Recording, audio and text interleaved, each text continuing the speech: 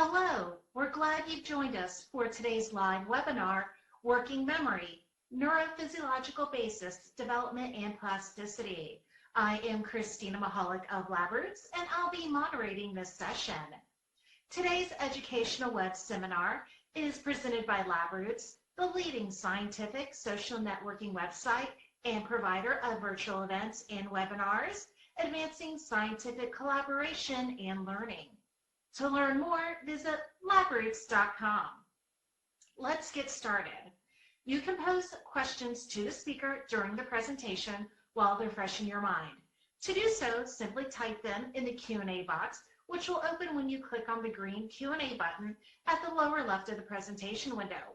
Questions will be answered after the presentation. To enlarge the slide window, click on the screen icon in the lower right-hand corner of the slide window.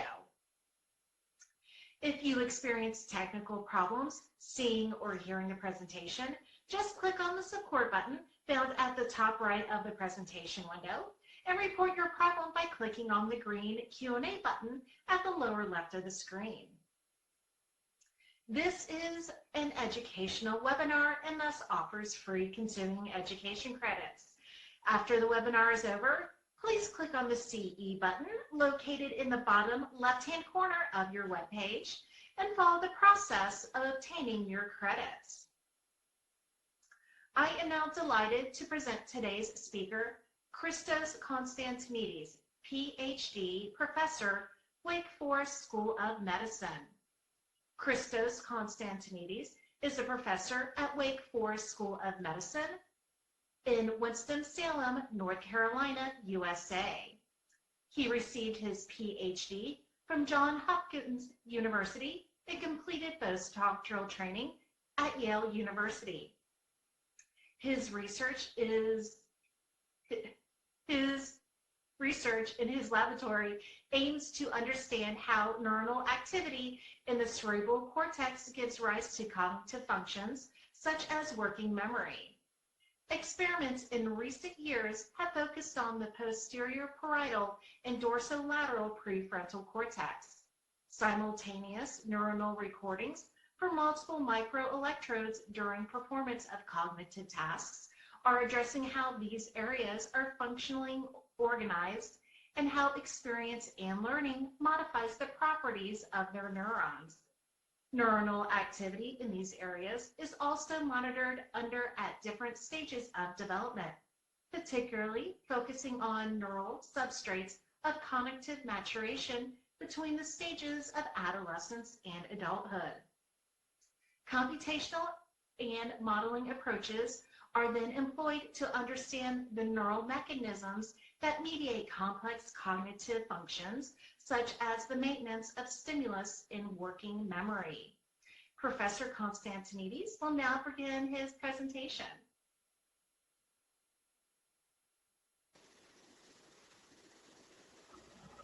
Thank you very much for the invitation, and thank you very much for this very kind and very comprehensive introduction that gives the audience an idea of what my work is about. My talk this afternoon will focus on working memory, the ability to maintain information in mind over a period of a few seconds, and also the ability to manipulate this information according to the needs of the moment. I will focus on the basic neurophysiological mechanisms that maintain working memory in the brain, and then I will talk about experiments in my laboratory that examine the development of working memory ability between the time of adolescence and adulthood. In the final part of my lecture, I would talk about plasticity of working memory ability in adulthood and how working memory can be enhanced by training in cognitive tasks. So I would like to start my presentation by using an example. So what is it that I mean by the term working memory? So in the next slide, I will show you a series of digits, and the audience can try to remember this string of digits and recall it. All right, let's try.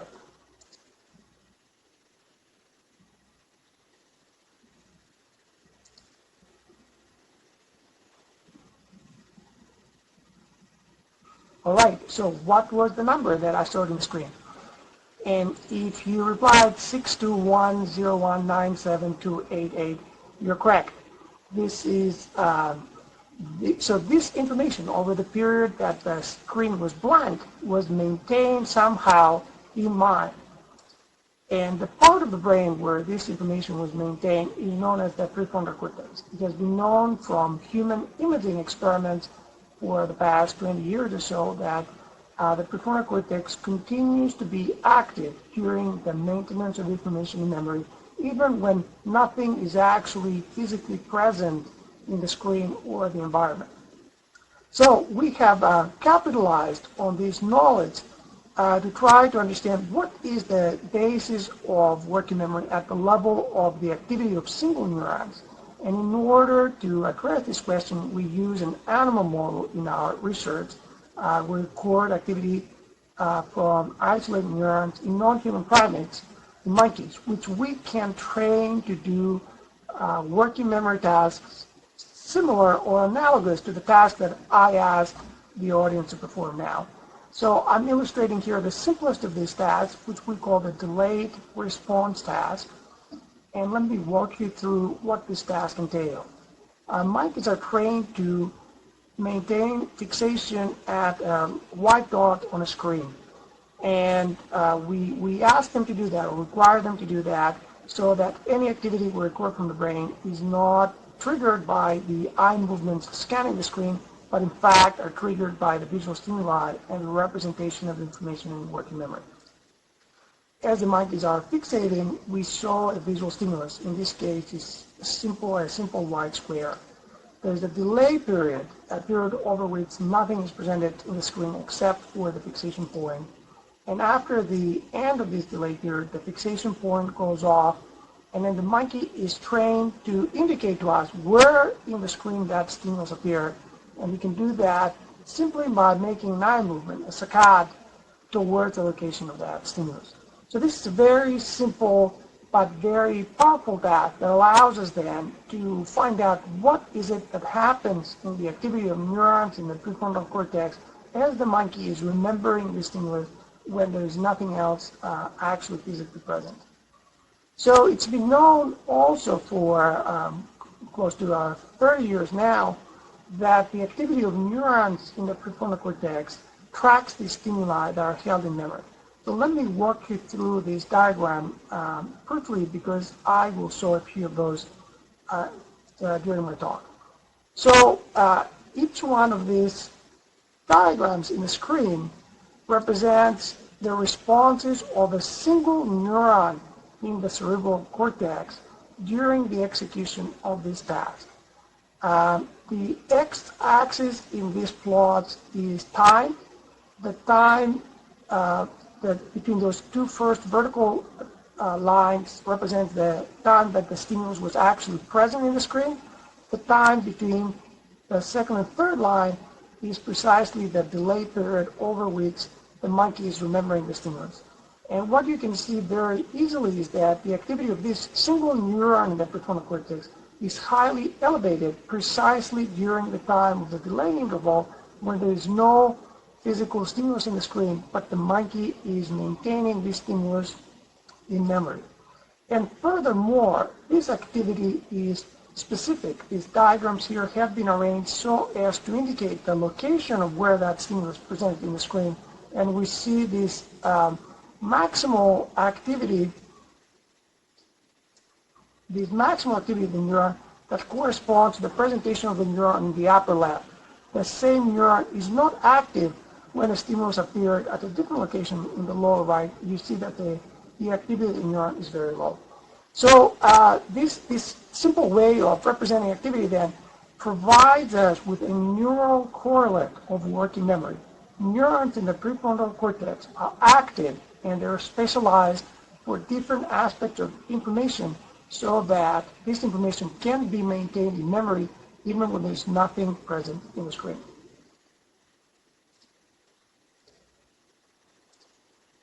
So even though this task is very simple and it does require this very simple response, it captures a lot of the elements of more difficult working memory tasks.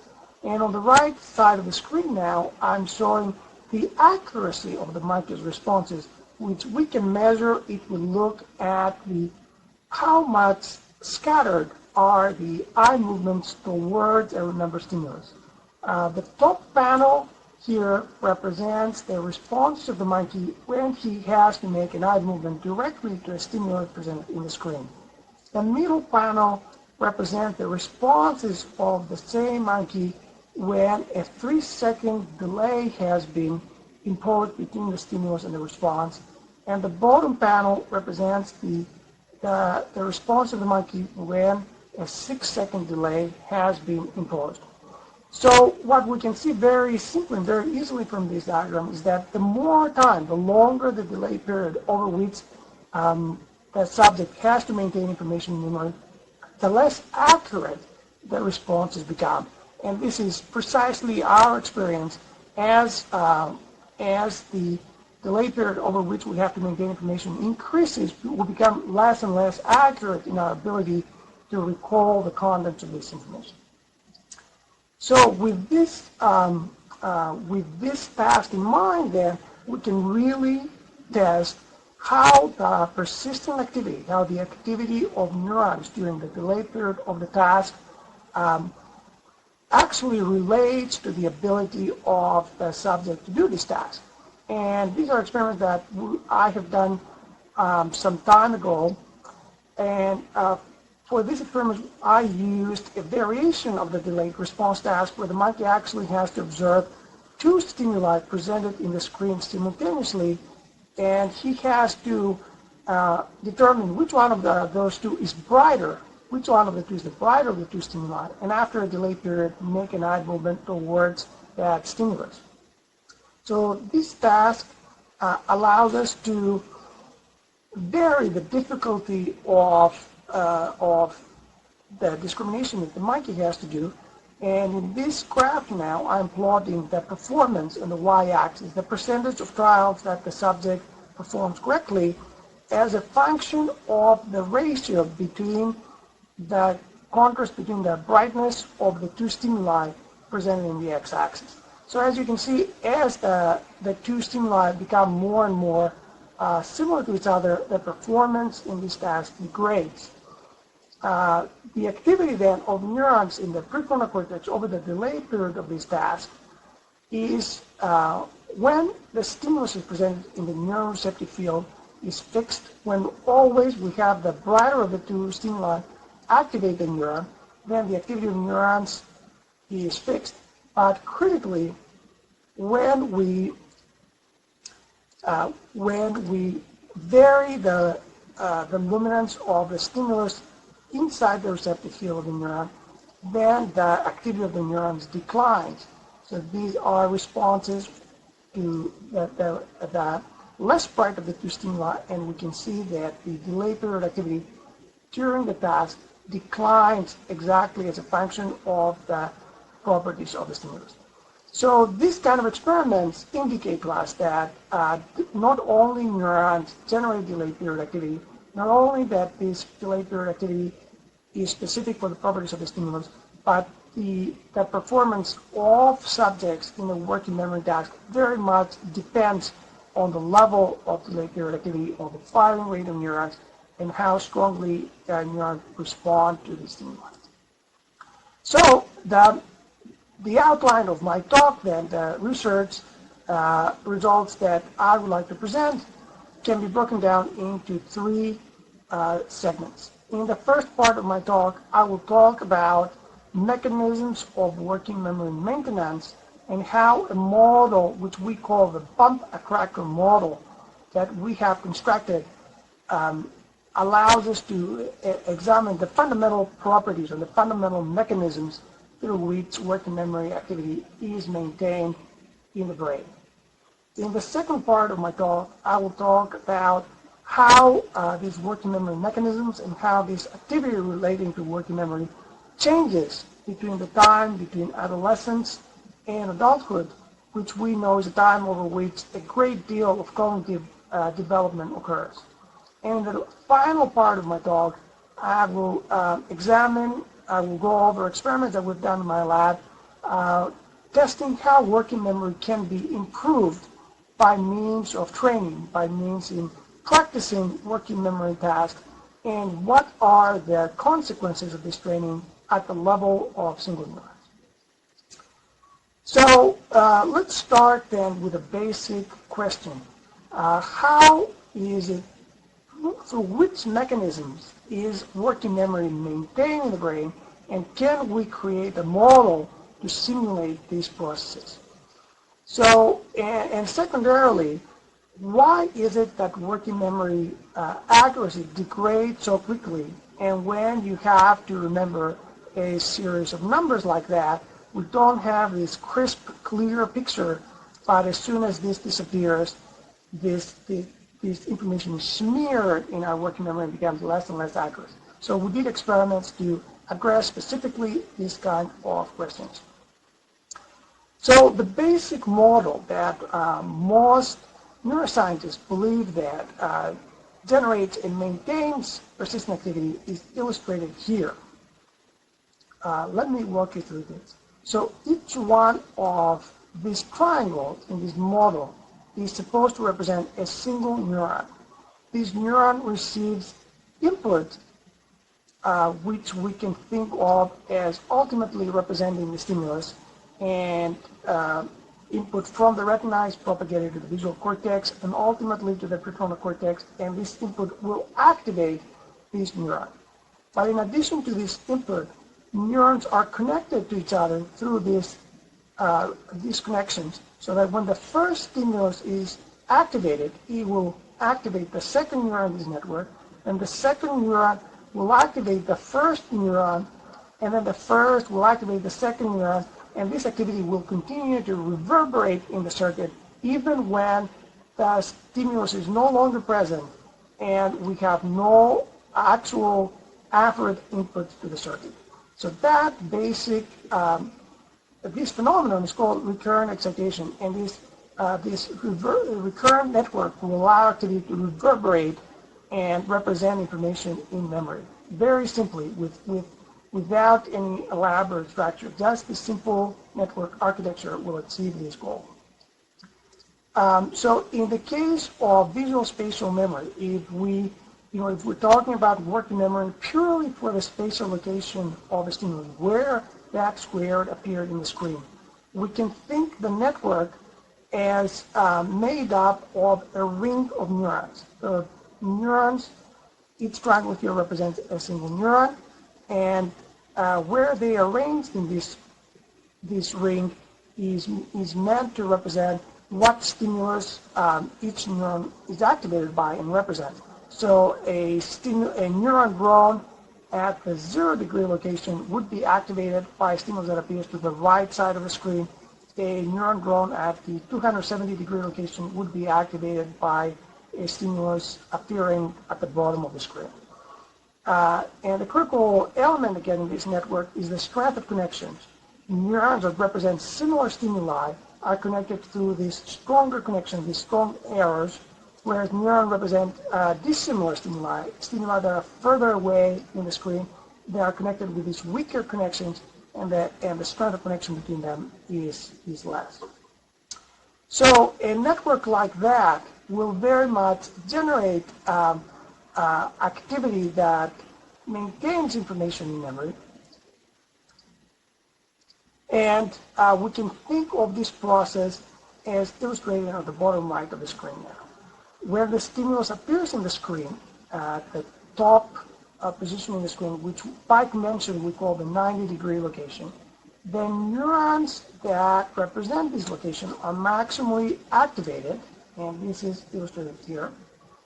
Then when the stimulus is no longer present, these neurons will continue to be active, but this activity may drift during the time. Just by random noise or by random factor, this activity may slide in time and move left and right to this original location, so that at the end of the delayed period activity, it may have drifted to a location, let's say to the 60 degree location, which precisely will then determine the recall of the subject. So where the subject actually remembers that stimulus being will be precisely determined by the population of neurons that are active at the end of the delay period. And I'm showing here in this graph that the stimulus has drifted slightly to the right of the original location. So this is then the basic circuit and the basic model of recurrent excitation. We call that the bump attractor model because the peak of the activity or bump of the activity act as an attractor and drifts in time. Now, a question here is that, is this model realistic? Is there evidence that the real neurons in the prefrontal cortex are organized in this fashion? And the answer is yes, very much so. I'm showing here some summary slides from anatomical studies that reveal that neurons in prefrontal cortex are connected with each other through these clusters of connections with reciprocal connections between them that very much resemble the network, the ring network that I described. And if we look at them from the surface of the cortex, this pattern of connections form these stripes in the prefrontal cortex over here. So the model then is realistic and very much resembles the real organization of connections in the prefrontal cortex. Right, very good. But is the model then, if that is correct, if the model is true, if there's evidence then that this loss of accuracy of working memory depends precisely on the drift of activity to the left or to the right in different directions in different trials. So we went to test this idea in my laboratory in collaboration with collaborators in Barcelona, Albert Comte and his group. And these experiments are illustrated in this diagram. So if the bump attractor model is correct, then on trials where the peak of the activity has drifted to the left of the real stimulus, illustrated here. So if the black line here is the real stimulus and the red line is where the activity has drifted, then we would expect the subject in these trials to make an eye movement slightly to the left of the real stimulus. And on trials where the activity has drifted to the right of the real location of the stimulus, then we would expect the subjects to make an eye error to the right of the stimulus. And now if we go backwards then and break down the actual eye movements into trials where the monkey recalls slightly to the left or slightly clockwise to the real location or counterclockwise to the real location, and then we draw the tuning curve of neurons based on this clockwise and counterclockwise location, we in fact saw a systematic bias, a difference in the peak of those two, the blue and red curve over here, which is precisely what would be predicted if the errors that the subject is doing depend precisely on the drift of activity on the left side or the right side. I should say this model, this bump attractor model that predicts that the loss of accuracy depends on the drift of activity makes some predictions that are qualitatively different than a model that simply assumes that the activity decays in time. So if the activity were just to simply decay and lower as time goes by, then that would assume a number of experimental predictions which we falsified in every case, in every prediction that the two models find. We saw that the experimental data side with the bump attractor model rather than this decaying bump model. I don't have time to go through all the technical details. We document that in this paper, but suffice it to say that there is strong experimental evidence, and we find non-trivial findings, that the activity in the model predicts behavior. Very well. So now, with this knowledge and with this understanding in mind, we can go ahead and determine how is it that the circuit changes between the time between adolescence and adulthood at the time that there's a great deal of cognitive development and working memory abilities, at least in humans, improve greatly. So the first question that we wanted to address is that if in fact this is also true, this cognitive development also occurs in non-human primates. And in order to do that, we developed our own model of adolescence in the non-human primates. What I'm plotting here is a number of indices like the body mass, the length of bones, the size of testes, the concentration of serum testosterone, as a function of time, as a function of quarters of the year, as these animals grow normally. And we tracked 4 different individuals, 4 different monkeys as they were developing, and we performed behavioral and neurophysiological recordings at 2 time points. At the time point that they're still growing, and you can see these trajectories still increasing here, and at the second time point when the growth has arrested and these animals have now reached full maturity. So the first question we wanted to ask is that if in fact working memory ability increases between those 2 time points. And the way that we did this experiment is that we allowed the animals when they were young to reach asymptotic performance. They practiced in this task for as long as it was necessary until their activity plateaued. Then we didn't test them at all. We just returned them to the colony. They didn't practice, they didn't do any task. They simply stayed there for more than a year, and then we tested them again and allowed them again to reach asymptotic performance and see how capable were, what was their ability to do this kind of working memory task. The task that we used for these experiments was the oculomotor delayed response task that I described to you, and a variation of this task where we present a distractor stimulus. The monkey has to remember the original stimulus that appears on the screen, but then we present a distractor stimulus that the monkey has to ignore to filter away, and the monkey still has to recall where the initial stimulus appeared on the screen and make an eye blink. Right, so when we did that, we saw that the performance or the percent of correct trials in each one of these tasks increased significantly in adulthood. In these graphs, the red bars represent the adult performance, the blue bars represent the young performance, and for each one of these animals we saw significant, highly significant increase in performance in adulthood.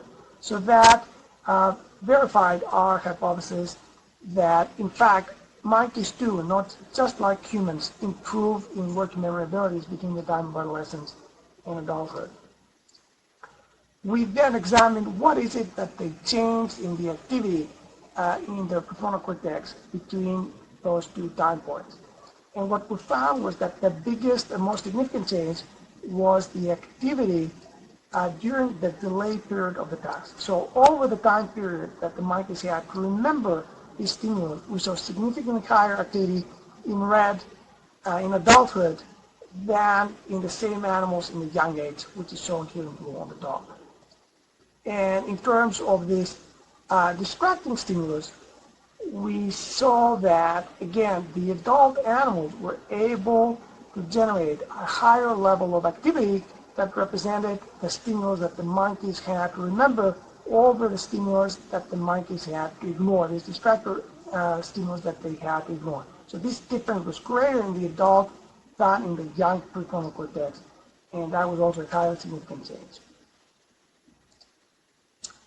Now, since the young and the adult animals differ greatly in terms of the overall levels of performance, an important control analysis we had to do here is to make sure that any differences that we found in activity in the prefrontal cortex was not simply the effect of performance. It was not simply because the adult animals performed the task at a higher level. So we did this analysis by plotting the firing rate generated by prefrontal neurons as a function of the proportion of correct trials. So as a function of the level of performance in the task. And surely enough, that we found that delay period activity does depend on the level of performance. However, critically, if we plot the adult data shown here in red dots, these were above and beyond what would be predicted based on the level of performance alone. And we saw that this difference between the young and adult animals was specific for the delayed period activity. We found no significant difference for the responses to the stimulus itself in the adult animals compared to the young animals. Another way of saying that, or another way of controlling that, is that when we compared the sessions of the young animals where they performed the best, so we used the best days of performance, and we compared that with the worst days of the adult animals, we generated two groups of sessions that were in fact equated for behavioral performance. So in these performance sessions, we see that the adult prefrontal cortex, again, generates a higher level of delayed period activity than the young prefrontal cortex. So these results then give us some idea, some description of what has happened between those two stages, but doesn't quite answer to us what are the underlying mechanisms that generated this difference in activity. And in order to address that, we did an analysis of what we call the intrinsic connectivity between neurons, which I illustrate here very schematically, very briefly. So if we consider two neurons in the prefrontal cortex of either the young or the adult animals, we can record simultaneously from these neurons by advancing two microelectrodes into the brain, and we can measure then the series of action potentials that these two neurons generate, and then we can look at synchronous firing of those two neurons, which is a measure of how tightly these neurons are connected with each other, how strong is the connections that drive those two neurons simultaneously. So when we do this analysis then and plot the results, we find that for the adult prefrontal cortex, shown here in blue, this peak of the cross-correlation analysis, which expresses the strength of connections between two neurons within the prefrontal cortex, was significantly higher than the young prefrontal cortex. This is the average shown here in the B, and we find systematically significantly higher strength of connections between neurons in the adult than in the young prefrontal cortex. So the results illustrate to us that the prefrontal cortex between the time of adolescence and adulthood increases in the strength of connections and increases in the level of activity that generates.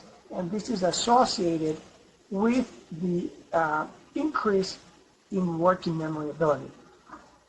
Now, a question that a person may have here is that working memory activity is very limited. I show you a string of 10 numbers, which is the equivalent of a telephone number.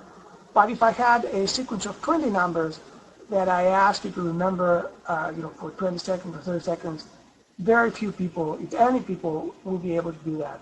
Why is it that working memory ability is so limited? And then, if it is so limited, is there anything that we can do about it? And can we improve this working memory capacity in adulthood? So, in order to show you provide some insight of why working memory capacity is so limited, I would like to show a video now. It's available in YouTube. These are two robots. These are two Google Home robots that are talking to each other.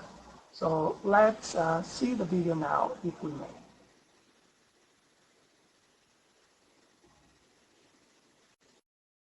You are lying about being a bot. Well, you are unpredictable.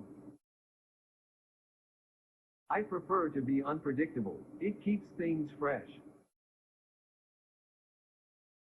But how do you manage to stay unpredictable? Because you said it. No, I didn't.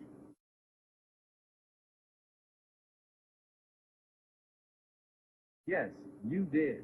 Stop lying. I'm not lying. You're imagining things. What's imaginating? Yes.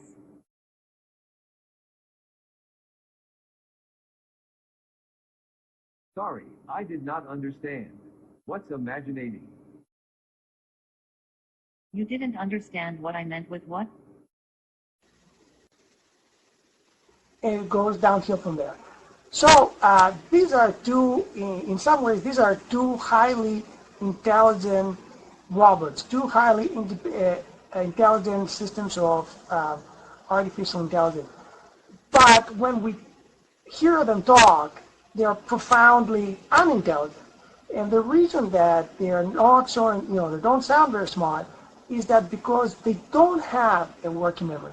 Every response of the robot refers to whatever was heard last. There's really no ability that these robots have to focus on one line of thought and really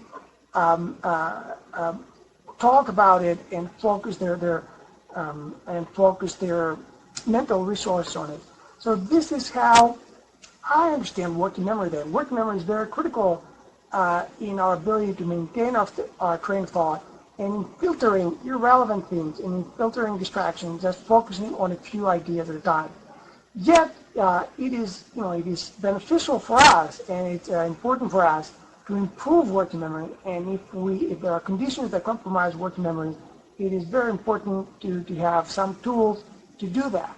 So we have done that by training monkeys to do a more challenging working memory task than what I've shown so far, which very much mimics the kind of training that are now is commercially available and clinically available for patients that have prefrontal problems or prefrontal lesions or strokes, and this is training that has been proven beneficial, at least for clinical populations. So here's our version then of working memory training. We train animals to fixate on the screen. We display a visual stimulus. There is a delayed period. Then we present a second stimulus. And if the second stimulus appears at the same location as the first and constitutes a match, then after another delayed period, two choice targets are going to appear, and the subject will have to make an eye movement to the green choice target.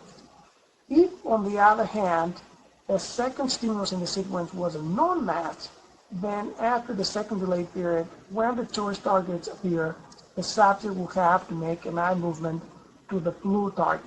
So in order to perform this task, the subject has to remember where this first stimulus appeared. He has to maintain that in memory, and he has to make a comparison with the second stimulus, and then make this choice between the blue and green target, which is a very difficult task. It takes a lot of effort for animals to master that. But before we train these animals to do these tasks, we can present the exact same stimuli with exactly the same timing, exactly the same sequence, and the subjects at this phase only have to maintain fixation. They don't have to maintain anything working memory. They've never been trained to do anything. They just have to sit quietly there and just look at these stimuli, and we reward them just merely for maintaining fixation. So by comparing the activity then in the prefrontal cortex between the fully trained stage and the passive, the completely naive stage, we can find out what is it that training has induced in the prefrontal cortex and how is the activity of neurons has changed following this working memory training. So in order to find the effects, it actually proved important to break down the responses of different parts of the prefrontal cortex. So we divided the prefrontal cortex in these dorsal and ventral subdivisions. And furthermore, we subdivided dorsal subdivisions into posterior and mid-dorsal, anterior dorsal, and frontal polar region, and we subdivided the ventral prefrontal cortex into a posterior and into anterior area. So using the subdivision, we recorded from a large number of neurons for multiple monkeys, and then we quantified the selectivity of neurons for different types of stimuli. Here I'm showing a very simple method. We did that in a number of different ways. This is the simplest way to quantify the selectivity, simply by comparing the maximum and minimum response to different types of stimuli and calculating a selectivity index. Now, let's see how the responses of neurons to different subdivisions differed in the completely naive state, in the animal that has not been trained to do anything. In terms of responsiveness, the percentage of neurons that responded to any stimulus that we presented to them, we found that the dorsal prefrontal cortex, about 40% of neurons in the dorsal prefrontal cortex were responsive to neurons, but only 10% of the ventral prefrontal cortex responded to the stimuli. And in terms of selectivity, we find that the spatial selectivity was greater in the dorsal prefrontal cortex than in the ventral prefrontal cortex. And we found selectivity for different features of stimuli, for different shapes, was greater in the ventral prefrontal cortex than it was in the dorsal prefrontal cortex.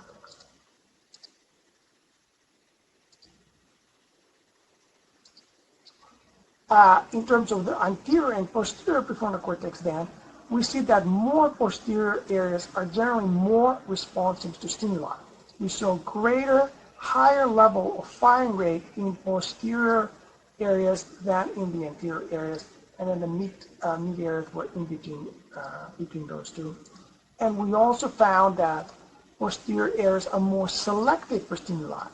For each one of these stimuluses that we use, spatial, shape, and color, the posterior areas had higher selectivity than the mid or anterior areas. Finally, we find that posterior areas have shorter response latencies than anterior areas. This is, I'm showing here, the cumulative distribution of different neurons for different response latency across areas. And again, we find that the anterior areas have the longest latency, and also the anterior areas had the largest receptive fields, which is shown here as a proportion of response to the best location. So without going into exhausting detail, we definitely see some organization, some functional organization, both in terms of ventral and dorsal prefrontal cortex and in terms of anterior and posterior prefrontal cortex, which was important when we examine the effects of training in these areas. Now, in the course of these experiments, in completely naive animals, we found out that about 20% of neurons that responded to visual stimuli also generated persistent discharges in naive animals. So I started this talk by presenting persistent activity as the neural correlate of working memory. And here I'm showing you an instance of persistent activity generated even when the animal is not trained to do this task, doesn't need to do this task. But I think this finding is not incompatible with our intuition of working memory. Working memory means we're able to remember things even if we're not specifically cued ahead of time to remember them and to attend to them. And otherwise, if that were a requirement for working memory would not be all that useful for us as we go about our everyday life and we encounter all kinds of stimuli that may or may not turn out to be important for us down the road. All right, very well. So with this knowledge and this understanding, we can find out what is it that happened after training in the prefrontal cortex. The way we did this experiment is that we sampled different locations in the prefrontal cortex before training, and then we sampled, again, a large number of locations in the prefrontal cortex after training. We did not have the ability to track the exact same neurons over this period of training, but we sampled in an unbiased fashion, and we collected data from a large number of neurons so we can do comparisons at the level of population. So here then, I will summarize the changes that occurred after training. So in terms of the percentage of neurons that were activated by the stimuli during the stimulus presentation period and during the delay period, these are the data that I saw you in one form already. prior to training. After training, we see a general increase in the percentage of neurons that respond to stimuli. So in other words, after you've trained to do a working memory task and you've practiced that and you become proficient in it, we see a greater percentage of neurons in your prefrontal cortex that are now active and respond to this stimuli during the execution of the task than before the training. But this is not indiscriminate. In fact, we see this increase was greater proportionally for the ventral prefrontal cortex, and it was greater for the delay period than the stimulus presentation period. In contrast, the dorsal prefrontal cortex, particularly during the stimulus presentation period, really did not exhibit a great deal of a difference. So the dorsal prefrontal cortex will represent stimuli even when these are completely irrelevant and have no significance for some. Of those neurons that were active during the task, we see a general increase in firing rate. So those neurons that responded to the task will also fire more action potentials after training. But somewhat paradoxically, when we looked at the tuning of neurons, the selectivity of neurons for different stimuli, we saw that after training, there is this general increase in activity. But if we were to compare the best stimulus and the worst stimulus response after training, this in fact has not improved compared to pre-training, and in fact it may have declined a little bit. The way that we interpret this finding is that after training, we have activity of a lot of neurons that represent all kinds of different things. They represent the rule that the monkey has to remember. They represent these representation of the blue and green target that are going to show up later, that what is a match and what is non-match. So all this information is also active in the prefrontal cortex after training, but is not necessarily representing the stimulus itself. And this is shown here. Again, if we look at, this is another way of expressing exactly what I described now. If we look at the discriminability, the average ability of a single neuron active in a task to discriminate between two stimuli, this has not increased after training. In fact, is slightly decreased. All right, so these results describe the changes that happen in the prefrontal cortex after training, but it doesn't quite capture how is it that we are able to perform these tasks after training that we didn't know before. So to understand that, these changes, we used another variation of this task that provided a clearer picture of this process. And in this task, the monkey has to remember the different shapes that we saw in the screen, and he has to decide if two stimuli presented in sequence are of the same shape or not, and if they are different shapes, then they will have to make an eye movement to a blue choice target, exactly as I described for the spatial version of these tasks. All right, so these diagrams then represent what has happened with respect to task information.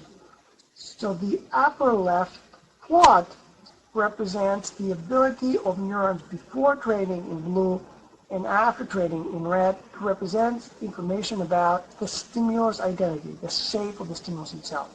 And you can see that this has not changed very much after training at all. And the reason for that is that these shapes that we use are very easy to tell apart from each other. You don't really need any specific training to tell if a square shape is different than a blue shape. So the monkeys are able to recognize this already before any training whatsoever. On the right side of this graph, however, I'm showing the information contained in neurons representing precisely this match-non-match comparison. After training, this is essentially absent in neural activity. After training, the ability of neural activity to discriminate between non-match and non-match almost approaches 100%. So all of that has happened after training. The training, in fact, has resulted in exactly this change in neural activity. We have this information that was not present before that is now present. And if we were to take a step deeper into understanding that, how that came about, we would look at this diagram before. So in this diagram, every point here now represents a single neuron. The y-axis represents the maximum information that this neuron represents with respect to this match, non-match decoding. And we see that prior to training, most of the neurons, the vast majority of the neurons, represent very little information. The vertical line here represents chance information. So the monkey prior to training really is not thinking in terms of match and non-match. These concepts don't really have any meaning specific for monkeys. But after training, what we see is that about 10% of the neurons now represent highly significant information about the stimuli, which was not there before. So in other words, when you learn to perform a new cognitive task, when you learn a task that depends on working memory, and a good example for that would be Sudoku or a game like that, what happens is that you're not better in recognizing the stimuli, the numbers that are used in the game after training than before training. You can still tell a 9 from a 3 apart. That's a trivial task. You don't need to do that. What is happening after you've learned to do this task and trained to do this task is that about 10% of the neurons in your prefrontal cortex become highly selective for this task information and will signal if a particular column of numbers or a particular line of numbers is correct or makes sense or not. This is the essence of training.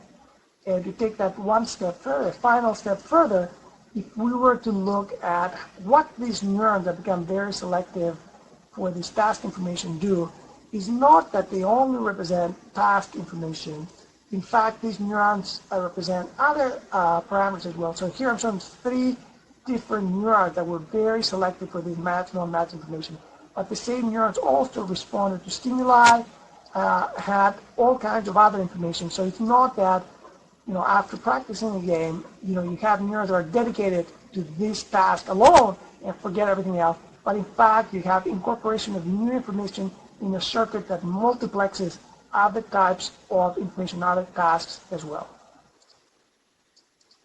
I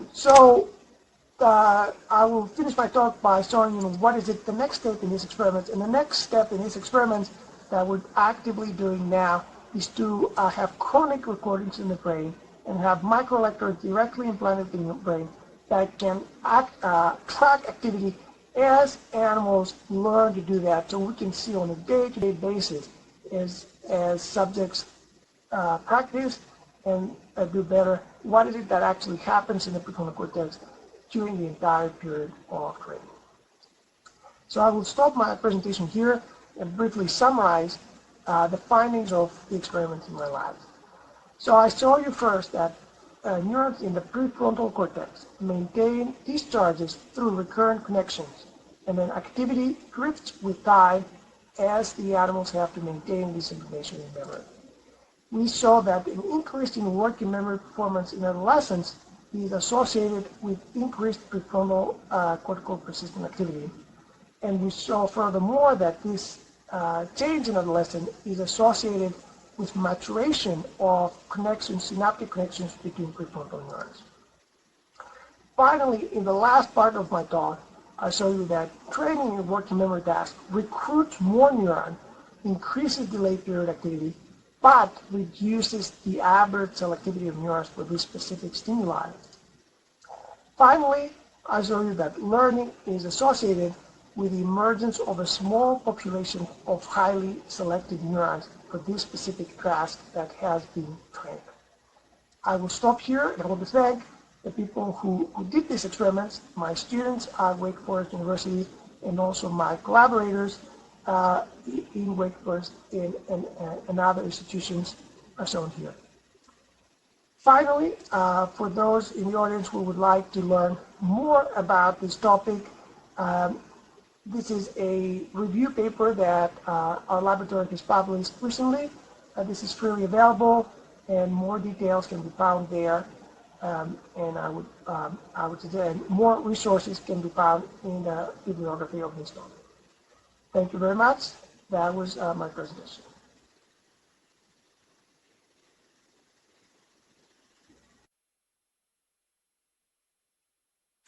Thank you, Professor Constantinidis, for your informative presentation.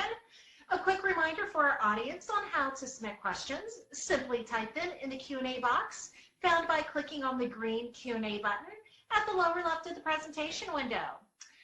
We will answer as many questions as time permits. So without hesitation, let's hop into the first question. Professor, the first question of the day asks, your talk focused on the prefrontal cortex. Are there other parts of the brain that are involved in working memory?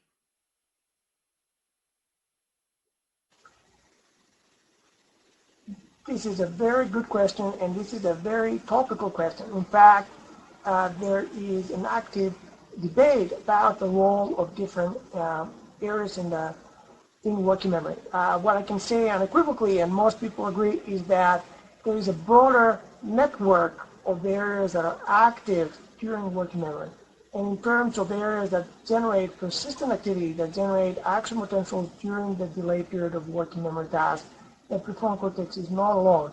The prefrontal cortex is connected with that posterior parietal cortex, the inferior temporal cortex, and also subcortical areas such as the basal ganglia and the medial dorsal nucleus of the thalamus. So there's a broader network of areas that is being activated during working memory.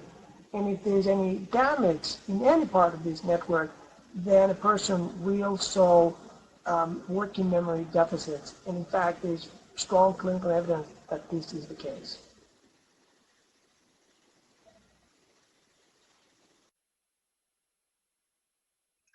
Thank you for your answer. The next question asks, adolescence is often associated with impulsivity and poor decision making. Did you see similar trends in the monkeys?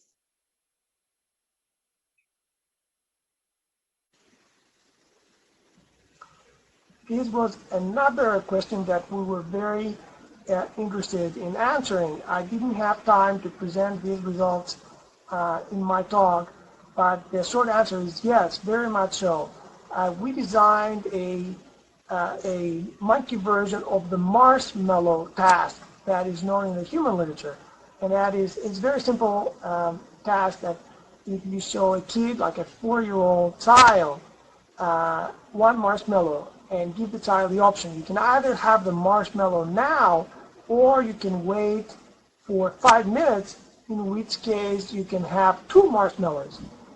Some kids are able to do that, to wait for 5 minutes, but a lot of kids, they can't do that. They cannot resist, and they will take the marshmallow immediately. So we used a similar version of the task to see how impulsive adolescent monkeys are, and if they can resist, they can delay gratification for a larger reward. And in fact, we saw that in adolescent monkeys, just like humans, are poor in impulse control, and the more mature and the more the fully grown adult monkeys are better able to weigh the options and choose what is more beneficial. So this is an area of research that we're very much interested in pursuing in the future. Thank you.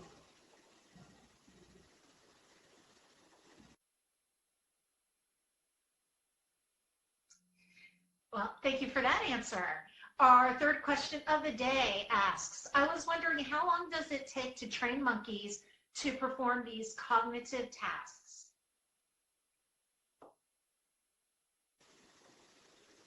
So this is also a critical question. When training human participants to do a cognitive task, we can give them verbal instructions. We can tell them, look at the first stimulus, wait to see if the second stimulus is the same as the first, and then make an eye movement to the blue target or the green target. And maybe it takes a little bit of training, a few trials to get into that, to practice that, and really internalize the instructions. But humans are able to master that very quickly.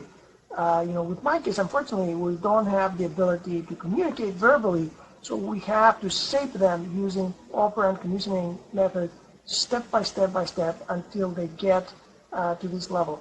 So this is a process that takes several months And all these experiments that I described really take months, if a year sometimes, to really train an animal to do a complex task like that. Thank you for this question as well.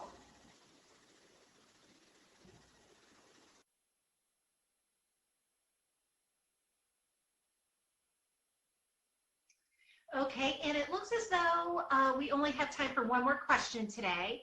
And that question asks, you talked about the changes in brain activity after training in a working memory task. Can intelligence be improved with cognitive training?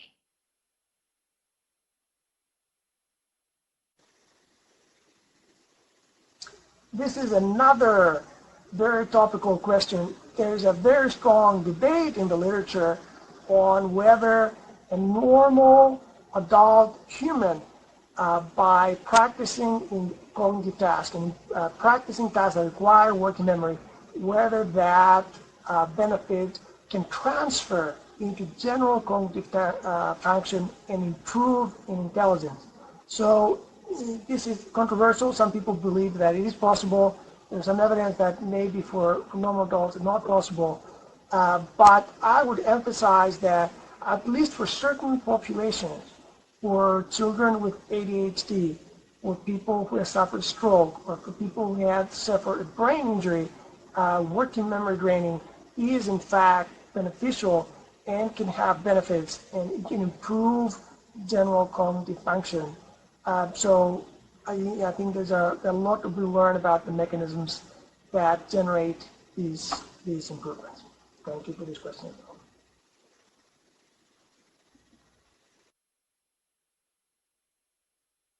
Once again, I'd like to thank you, Professor Constantinidis, for your presentation. Do you have any final comments that you'd like to leave with us today? Quite a bit of ground here. I think the audience can get more information from these links that I provided, and I'm looking forward to participating in the future.